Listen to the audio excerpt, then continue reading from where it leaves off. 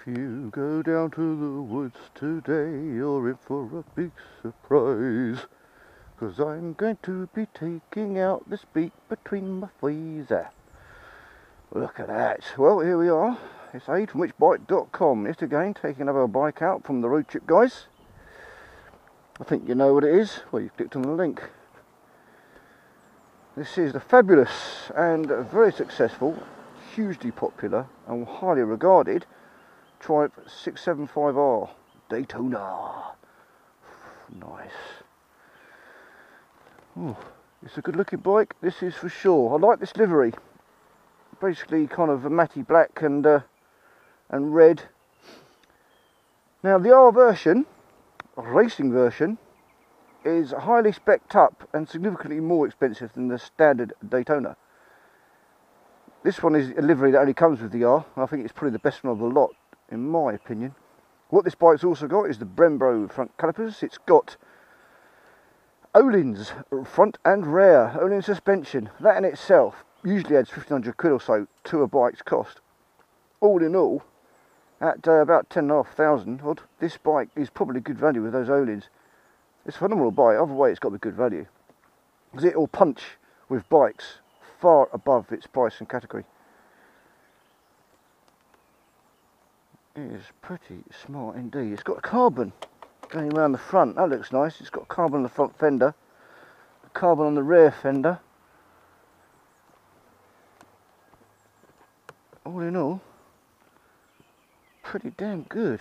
It's not standard either. It's got front fork protectors, side protectors and a clutch cover protector. It's got rear bobbins. I imagine if you owned the bike, of course, you'd probably put on a rear seat cowl, remove the rear pegs and put a tail tidy.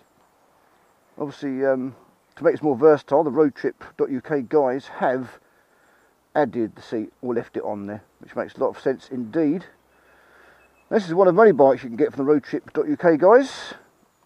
They've got umpteen bikes in there. The newest competitor to this bike is the Panigale 899. So you could take both out in one weekend, really compare them, see which one you want to get. Obviously this is cheaper, but as capable. Alright, right. Sorry? Have you broken down? No, just taking a video. Thank you for asking. Oh, all right. Yeah, if I'd broken down, I would have come and knocked on your door for a glass of squash. A cup of tea and a long wait. Yeah, there is that. Oh. No, just taking a video of it. So right now, you're going to be on YouTube. Oh, right. Do you want to do a little dance or something? Well, it's a beautiful bike. Excellent. It certainly is, isn't it? Yeah. It's not mine, just reviewing it. No worries. So you think this is a good couple of grand cheaper than the Panigale 899. Then that makes this good value. What suddenly makes it less value is the fact you can now get the Suzuki GSX R750, which is a late 2014, late 2015 model. I've seen them advertised for £8,500, a ridiculous price for such a capable bike. Now I've still yet to go on it, but judging by the reviews, it kicks ass on the track and road. But this one's obviously got more character, and the Panigale's got more character again on top.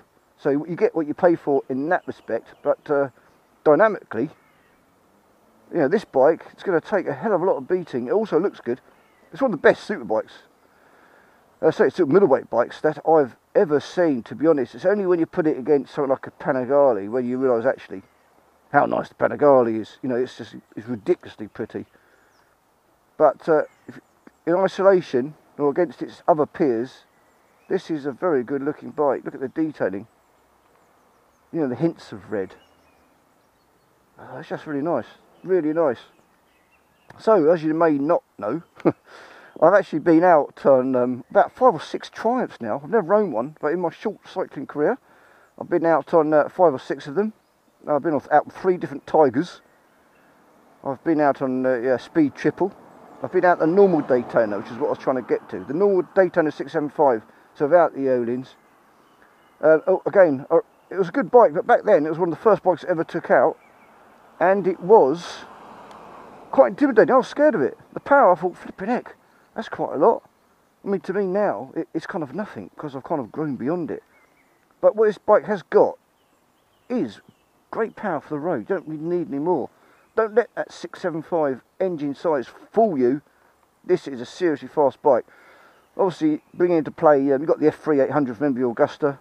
As I mentioned, the 809 Panigale, Suzuki GSXR 750. But also, you've got to bring in the 600s. So the CBR 600 RR from Honda, Yamaha R6, and the ZX6R as well, which will be cheaper. But this really is on a slightly different level, certainly character-wise, and it's a Triumph, which say no more. Right, let's turn this on. Look at the wishy-washy woogie. There you go. Bit of action on the left, bit of action on the right. A few lights here, flashing on the left. What's going on? Oh my word! Quite a lot of stuff going on there. Okay, you've got to start it with the clutch in. Oh, nice quick start, isn't it? Reminds me of Japanese bikes. Not like Ducati. It's like a. It's not rattling like a Ducati. He's warmed up. Whether he screams at me. Holy crap! What an excellent sound. I haven't heard that sound on a motorbike for quite a while. It's more akin to a serious sports car actually, without the real bass that you get because the car's a lot bigger. But wow, that sounds damn good. Damn, I'm looking forward to this. I've only just tickled it down here. I haven't had a chance to go on it, so let's take it for a ride and share the experience together. Triumph Daytona 675. Oh. Right, stand up. Right, first impressions before I actually set off. The seat feels hard initially. A little bit of a pinch on the thighs, but I'm sure that'll change once I get my thighs up on the tank, which is nicely sculpted. If I just put my left thigh up. Yeah, very nice. A bit slippery. It might do better with a little side sticky pad there. Nice place to sit. So much nicer sitting down, looking down here than it was on a lot of the other Triumph range and some other bikes, which look a bit scrappy and wires everywhere. This looks great with the carbon there. Very svelte. It's got a nice. So it's got a fly coming in my helmet. Get out, you pesky git. Oh, it's just got a nice front, nice layout. Looks like it's got quite severe clip-ons. So that'd be interesting. See how we're getting on with that. Very low screen, as you'd expect on a Super Sports. Let's look at the mirrors. How do you adjust those? I assume we just push them in. Oh dear. Well, as they say in Italy, what's behind you does not matter. I was going to do an Italian accent. Didn't want to make a fool of myself. Right, clutch in. Into first. Reassuring clunk. ABS light is on until we start moving. Let's get off this path. Let's test the suspension early. Going down this curb. Take it easy, it's not my bike. Oh, that was good actually. Of course, what we have got here is a bike with world-class suspension. So, right, pulling away is not too bad. The first thing you notice actually on the clutch, it's got really high biting point. So you pull the clutch in and let it out, nothing happens. You've got to let it right out to the end almost before anything kind of happens. Now that's not a problem. Other people will be absolutely fine with that. Oh god, here we go, trying to U-turn. Oh, no, put the foot down. Oh, fucking hell. I've still not got better at that shit. That's annoying. I mean, even if you don't practice, except when you're trying to take your test. Oh dear, oh dear. Right, the grips actually feel quite good. I've got less pressure on my hands than I have on the Ducati. So, on that basis, it's going to be slightly more comfortable, but it's still quite severe. You're still slung forward. You know, you ain't going to be wanting to do 1,000 miles on this. Damn, that sounds good, doesn't it? Wow. Now what else has it got? Oh, big tail. Whoa! Oh, quickshifter. Well, I've got one on the Panigale, and once you've had it, you never want to get off a bike that's got one. And you could never buy a bike that hasn't got it. Now listen to this sound. Now you're not going to be talking because I'm going to put the visor up just so you can hear it, and I'll look down.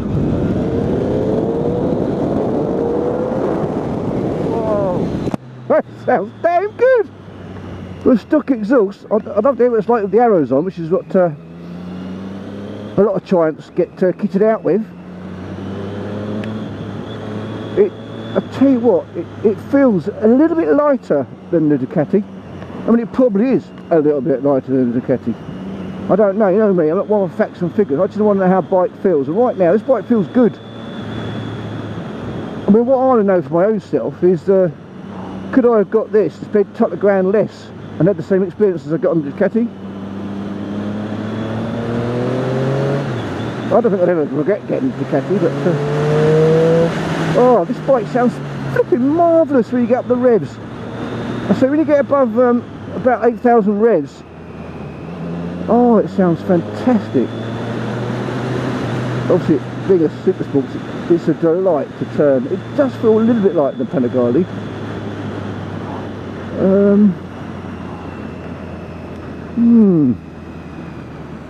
The seat now is really comfortable. I couldn't moan it. It did feel firm when you sat in it, but once you're going along and you kind of leant over, it all makes sense. I'm not going to talk about wind deflection. It's complete bollocks on a bike like this. Who gives a shit? My knees are nicely tucked in. The tank is reassuringly wide. Whoa! The get-go is marvellous. It's really responsive without being jerky. There's no jerkness on it. You just wind it on and then go. Oh yeah, this is damn good. I like the fact it's got a clear binnacle, analog rev counter, which I always like. This is just cruising on at 30. Seems like a comfortable place to be. I think I'm sitting up a bit more. These handlebars are nearer than they are on the Ducati, so actually I'm sitting up a bit more, which is probably why I'm finding it a little bit more comfortable. The speedo's clear, speedometer mileage is clear. It's got a fuel tank gauge, which is nice, not just the light. It's got a gear indicator. It's quite small, but it when you know it is, you can see it at a glance. Obviously, like any super sports bike, you've got to have your head down to see it. Ordinarily, you don't really look at the binnacle much when you're spoodling along. Standing up on the bike, I'm on the balls of my feet, so I'm not anywhere near putting my heels down, and I'm not anywhere near being on my toes, so it's not a bad position.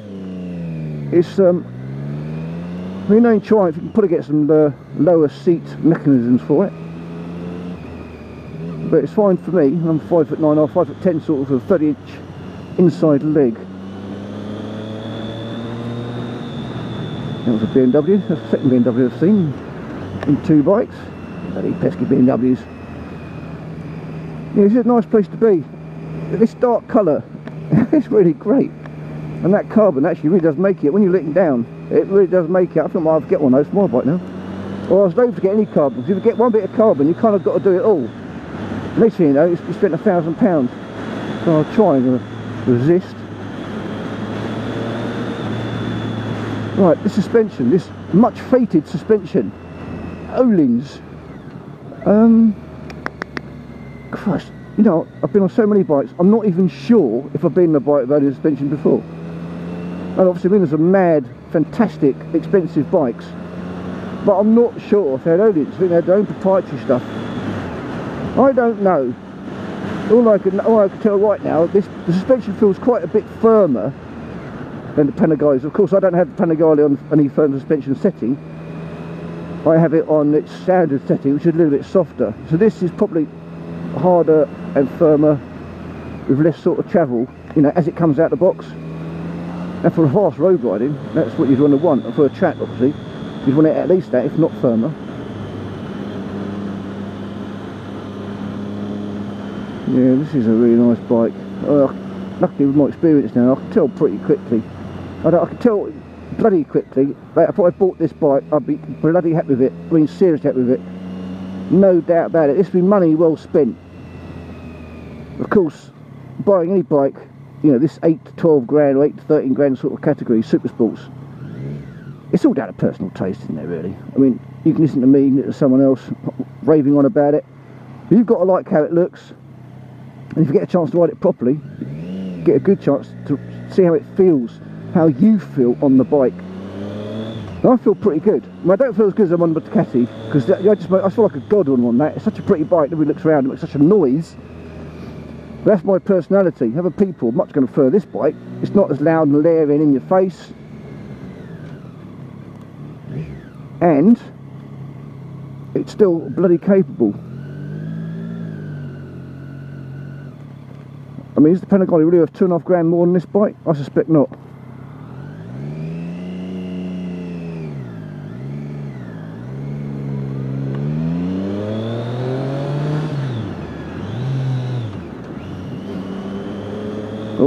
That's it, cool. I should turn the indicator off for a change. Not like me. Well, okay, I had it on about 30 seconds, but I still turned it off. Oh dear. Nice. A bit of overtaking to it. Nothing I'll do one just now with that centralisation there. Won't do one now either.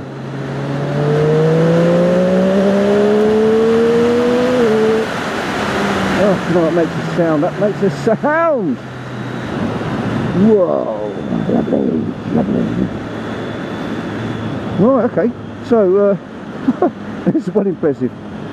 So what do I like about this bike?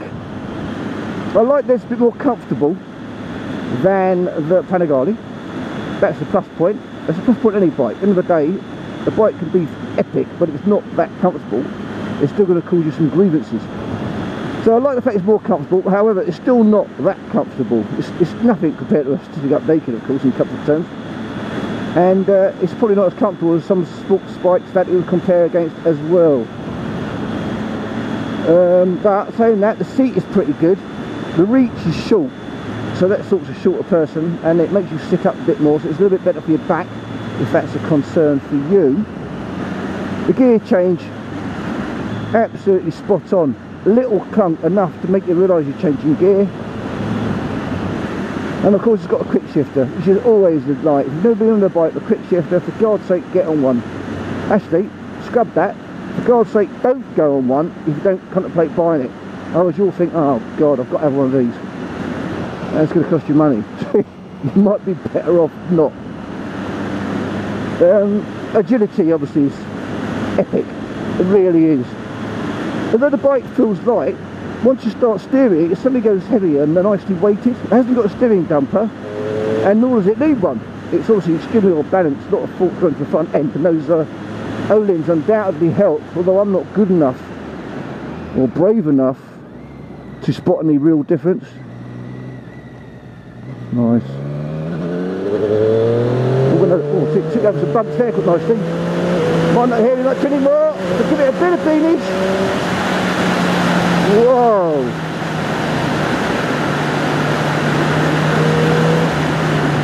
Whoa, let's try the brakes. Fucking hell, I'll go near actually while I'm now broken. Wow, those brakes are good. Scrubbed off a lot of speed there.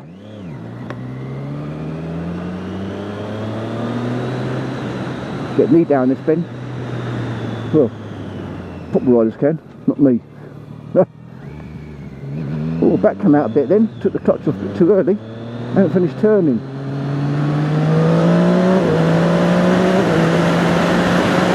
A bit careful, I know it's bumpy around here. I've come cycling down here a few times.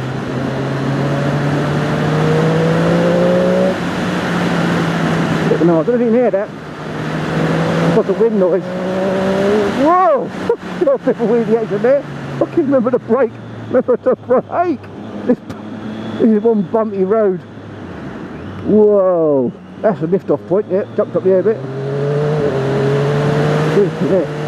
Tell you what though, this bike is brilliant! Oh, it really is. Oh, that's got nuts. Oh, this is almost bloody off junction. Flipping out, backslid out then. Oh, makes you think, makes you realise, makes you ask the question, has this got traction control? Well, I don't really know. Oh, so I'm just trying to get it neutral. I'm having a bit of a nightmare. There you go. Wow, that was a ride, wasn't it? I don't want to go back on that road again though. Have a quick breather because actually it's quite intense. I was perhaps going a little bit too fast for those bends. Oh yeah, it's nice. It's a really nice place to sit. This really isn't that far behind the Panigale of my place to sit and looking down. Very attractive. It's got exactly the same binnacles as I had on the Tigers when I rode those. I put a link up. This engine still got that lovely Triumph whistly whiny kind of sound. Gives it a bit of character. But as you heard, once you're going along, the lovely raw grumble. Oh, grumble, mumble, rumble. It's beautiful. Right, where am I going? Basically, I'm fucking lost. Also, I can't see shit here. This is a dangerous junction, this one. Go down here, Oh, on that. Tell you what, that quick shifter, that you can use that in low revs in second or third gear. You can't do that on a Panigale. It really doesn't like it. Only when you really push it on. What that tells me is this quick shifter, that's probably better. It certainly changes quickly. Interesting. Very good. Oh. Tell you what, this suspension is firmer, definitely. I'm noticing more bumps than I would normally. And my fucking nuts are getting a flipping session, I tell you.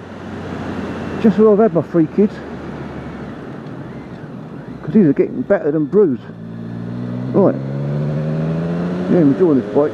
Enjoying the sound on the standard stock. Now, what was I talking about? Yeah, what do I like about it? Oh yeah, I'll keep going. So comfort, handlebar position. Clip one's a bit severe. It's not a comfortable bike, it's just more comfortable than the Panigale.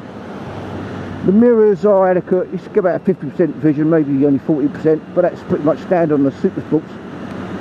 Yeah, you're not expecting to find super wide handlebars or ring mirrors, sorry. The styling's great. I like that very much. As I said, I think it's one of the better looking bikes on the market. It's only when you put this to a Panigale that you realise it's not the most best looking bike. I'm loving that quick shifter, loving the clarity of the display. The suspension is conducive for fast riding, but it does mean, due to the firmness, your back wheels can be sliding out a bit more than you would expect, more so than usual. But hey, all part of the fun, isn't it? All part of the fun.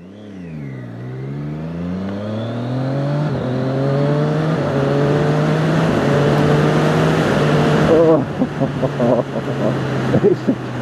I love quick shifters. It doesn't sound anything like as good as this Cathy. That's another reason, just for the £2.5 grand difference in my opinion, but it's still lovely in the quick shifter and hearing that note change without taking your gas off. Brilliant. I will say this bike turns at least as good as the Panigale, and that's a compliment. All in all, the basis this bike is, you know, good couple of grand cheaper. You'd have to say, dare I say it, that should you get this bike, if budget's an issue, then definitely. If budget's not an issue, then you need to ride them both to find out. Of course, you need to ride the other culprits, the R6 and the Gixxer and the ZX6, maybe even the MV Augusta F3800. But I think character-wise, it'd be between this and the Panigale. You know, we're talking about in standard trim. Once you start mucking around with cans and settings, then the other bikes will similarly come alive.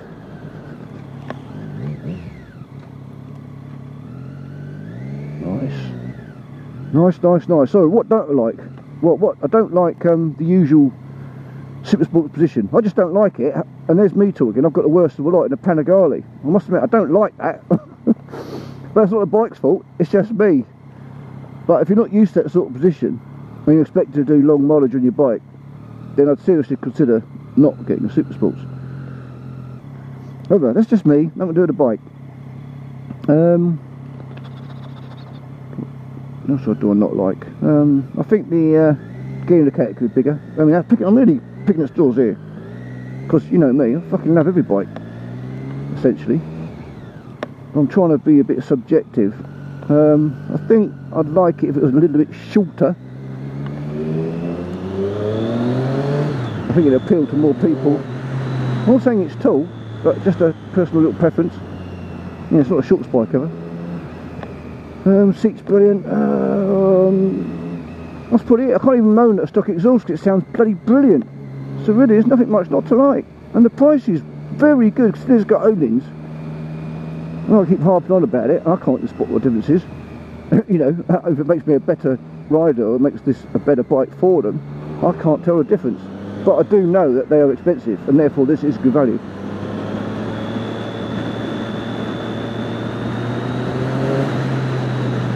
Right, I've got to take it back now. It's getting a bit late. Head it back to the road trip guys. Remember to check them out, roadtrip.uk. I'm very happy to shout them out. They're a great bunch of guys, and of course letting me go on these bikes, which ordinarily I might not be able to go on. So big thanks to them. and I'm happy to mention them. And as I said before, if you're contemplating buying bikes, check out their range, see what they've got, and go for an extended test ride. You know, equivalent of an extended test ride. Because you can't really learn too much in half an hour, 40 minutes, which you get after fiddling about with a bike when you go to a dealer. Want a higher one? Right, so I'll call it quits there. Oh, he didn't look at all. Fucking prick. He's fucking smoking. It's worse than a mobile phone. But bloody hell, see that? Fuck off.